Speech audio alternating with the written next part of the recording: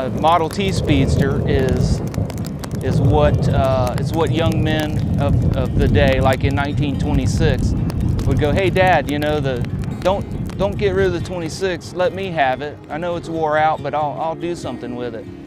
What would have happened most times is they would have took that Model T, which is totally wore out, and it's got 10,000 miles on it. It's cooked. It's done.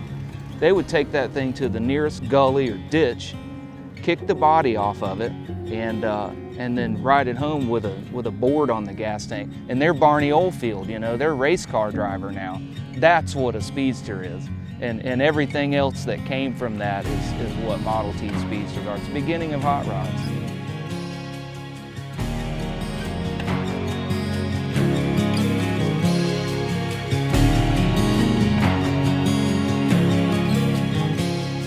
A Speedster to me is a poor man's real racing car. I think it's the case when I get in this car, I return to another era. I return to passion properly. The modern motor racing driver or mechanic or anything else is a highly talented engineer, he's a highly talented sportsman, etc. But he doesn't have that grassroots feel it in your backside, feel it in your hands that the modern racing driver has. I've had the opportunity to race a lot of cars over the years, but I always come back here because even if it's slow, it's a hell of a lot more fun.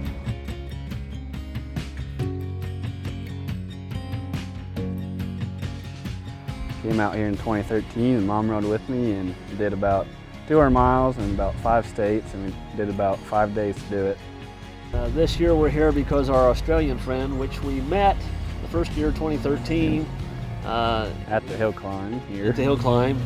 He come up to Ted, or actually come up to me, and he says, "Hey," he says, "you suppose your bloke could take me right up the hill in his machine?" So we've had a pretty good friendship since then. We've since traveled to Australia, they've traveled here, they're here now, they've brought their race car, and we've come full circle. All the cars are so similar that right away you've got that in common. All of the problems that you've had with your car, they've all had the same problems. And if they haven't, they will. And a lot of times, like this morning, there was a car that it had some mechanical problems, and Dave and I were able to figure out what it was and fix it, and they can do this hill climb. That's my favorite.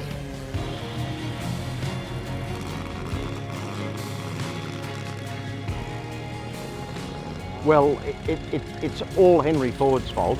Henry Ford built the Model T so that families could afford a motor car, they could journey about the countryside, they could meet their cousins, they could go on trips and all sorts of things.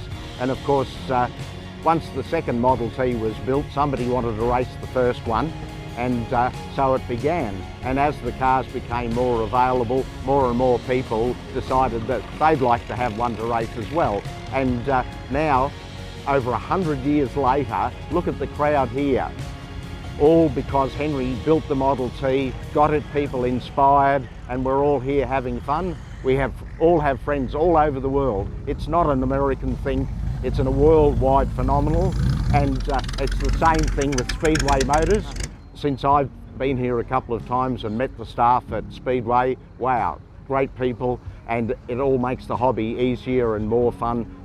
The job that the Speedway staff do to promote this event for us is outstanding. It's outstanding in the world. And when you can drag a silly old fart like me all the way from Australia, well, it certainly has some pulling power.